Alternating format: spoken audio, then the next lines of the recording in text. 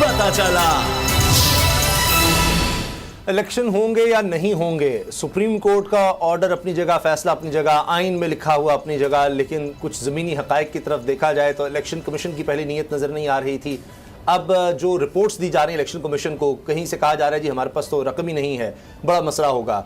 इदारों की रिपोर्ट्स ये भी हैं कि इस वक्त अमन अमान की सूरत हाल ऐसी है कि इलेक्शन अभी नहीं हो सकते। अब सवाल ये पैदा होता है कि अमन अमान की सूरत हाल कब ऐसी होगी, 3 महीने बाद या 3 साल बाद के इलेक्शन हो सकेंगे। इसी दौरान में एतजाज़ अहसन साहब ने वाज़ेह इशारा दे दिया है कि चीफ जस्टिस ऑफ पाकिस्तान हमारी रेड लाइन है।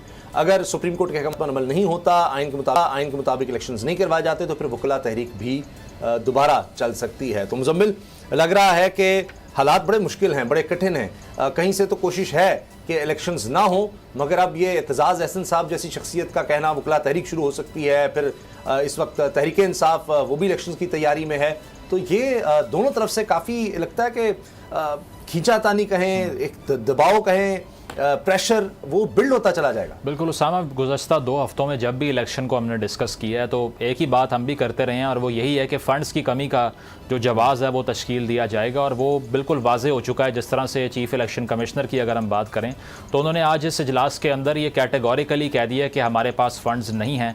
और मैं समझता हूँ कि ये उसी बात को उन्होंने सेकंड किया है जिसका ख़दशा ज़ाहिर किया जा रहा था, क्योंकि उन्होंने ये कहा है कि टोटल जो कॉस्ट है वो 20 बिलियन है, हमें 5 अरब दिया गया है, 15 अरब वैसे ही कम है।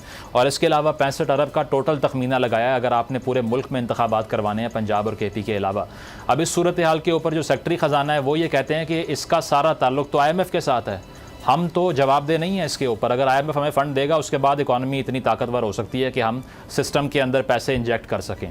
तो अब इसका सीधा ताल्लुक जो है वो IMF प्रोग्राम से जोड़ दिया जाएगा। कहा यही जाएगा कि फ़ंड्स नहीं है और हमारे पास रिसोर्सेज नहीं है, उसके बगैर हम कैसे करवा दें, क्योंकि स्टेट क्राफ्ट ही कमज़ोर है।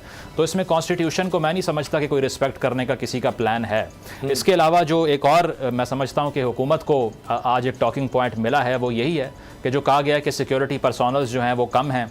और उस हवाले से भी कहा जा रहा है कि तकरीबन जिस तरह हमारे सामने ये स्टैट्स मौजूद हैं, 2,97,000 पंजाब के अंदर, KP में जो है वो 56,000 इसके अलावा इजाफी जो है वो सिक्योरिटी एहलकार दरकार हैं। ये इलेक्शन कमीशन डिमांड कर रहा है। अब इस सूरत हाल में जब इकनॉमिक मेल्टडाउन शुरू हो चुका है, इसके अलावा एजेंसीज़ ने भी रिपोर्ट किया है इस सूरत हाल के ऊपर कि सिक्योरिटी का मसला हो सकता है, सिक्योरिटी के चैलेंजेस दरपेश हो सकते हैं। तो इस सारी सूरत हाल को देखते हुए लग नहीं रहा कि इस तरह के साजगार हालात पैदा हो रहे हैं जिसमें इंतखाबात हो सकें। तो अगर जिस तरह एतजाज़ साहब की आपने बात की है, जो भी कॉन्स्टिट्यूशन की इस टाइम पर बात कर रहा है, हुकूमत का मौक़िफ़ इस पर जिस तरह मरीम साहिबा ने कहा था या दीगर वज़रा कहते रहते हैं कि पहले हमें एहतसाब करने दें, पहले हमें ये देखने दें कि गुज़श्ता 3 सालों में क्या हुआ, 4 सालों में क्या हुआ। उसमें फैज़ साहब का नाम लेते हैं, दीगर अफसरान का नाम लेते हैं, पहले उधर इंक्वायरी होगी, उसके बाद मामला आगे बढ़ेंगे। तो स्ट्रेस सिर्फ वहाँ पर है, इलेक्शन पर स्ट्रेस नहीं। अब अगर देखें नीयत हो तो सिर्फ पंजाब में आप पहले करवा कर KP में अगर मसाइल की कमी है, यानी जो हालात बताए जा रहे हैं इस तरह तो पूरे मुल्क में कभी इलेक्शन नहीं हो सकेंगे। और हमने 2013-2018 में इससे कहीं बदतर हालात देखे हैं और उसके बावजूद इलेक्शन हुए। उसामा, सिर्फ ये नहीं, अगर इलेक्शन हो भी जाते हैं तो उसके बाद भी मुतनाज़े इस तरह से होंगे कि तहरीक इंसाफ एक बड़ी पार्टी है, वो ये कह रही है कि आप ROs जो बुला रहे हैं ब्यूरोक्रेसी से, उसको हम एक्सेप्ट नहीं करते। अब अगर एक सिस्टम में मौजूद बड़ी पार्टी कह रही है कि जो रिटर्निंग अफसरान है उसी से हमें इख्तलाफ है, जिन्होंने इंतखाबी अमल को आगे लेकर जाना है, एग्जीक्यूट करना है, तो मैं समझता हूँ इलेक्शन हो भी गया तो केओस रहेगा। वो तो मेरे ख्याल उनकी बात मानी, लेकिन जितना इलेक्शन